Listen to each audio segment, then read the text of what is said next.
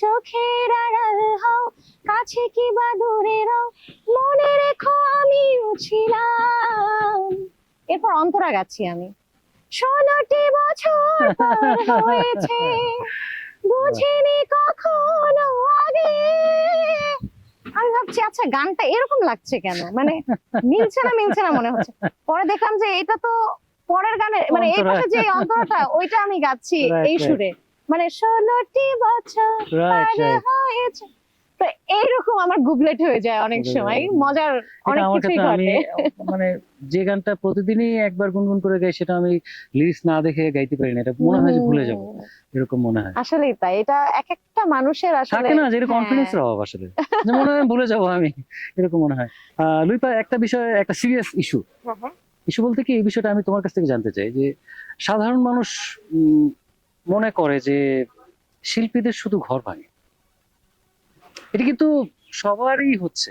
আমরা হয়তো বা মিডিয়ার মানুষ বলে মিডিয়ার বিষয়টা ফলো হয় বেশি, আসলেই কি তাই? ওই যে আমরা মিডিয়ার মানুষ বলেই মানুষ বেশি জানতে পারে, দেখতে পারে, কিন্তু ঘরে ঘরে যে কত কিছু হচ্ছে এই খবর তো আসলে কেউ রাখে না।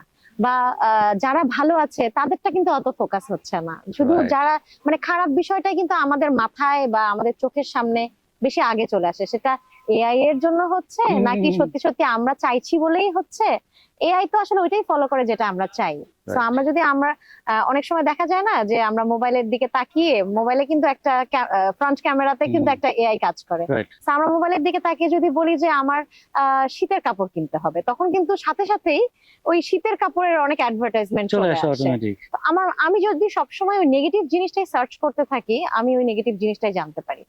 সেই রকমই শিল্পীদেরকে তো আসলে মানুষ ফলো করে এবং ভালো জিনিস দিয়ে মানুষ ইন্সপায়ার হয়। খারাপ জিনিসগুলো জেনে মানুষ সেটা নিয়ে গসিপ করে বা সেটা নিয়ে ইস দুঃখ করে, যেটাই হোক না সেটাই করে। তো খারাপ জিনিসগুলো বেশি জানতে পারে আর মানুষ ভাবে যে মিডিয়ার মানুষদের সংসার টেকে না।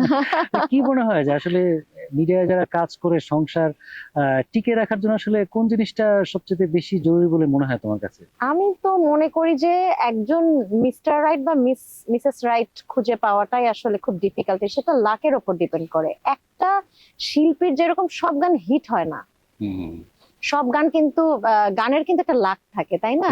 তো ওই গানটা যদি হিট না হয় মানে আমার বাকি গানগুলো খারাপ, তাও তো না।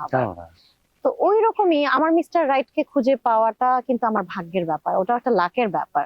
তো যখন খুঁজে পাই আমরা বা দুজনই যখন একটা অপরিচিত মানুষের সাথে যখন ঘর করতে গিয়ে দুজনই কোঅপারেটিভ হয়, ছাড় দিয়ে একসাথে সংসার করে একটা সুন্দর ফ্যামিলি হয়, তখন কিন্তু বিষয়টা সুন্দর হয়। তো আমার মনে হয় যে ভালো দিকগুলো সেটা সেলিব্রিটি কেন, যে কোনো একটা সাধারণ মানুষের জীবনেও ফলো করলে ভালোই হবে সব সময়।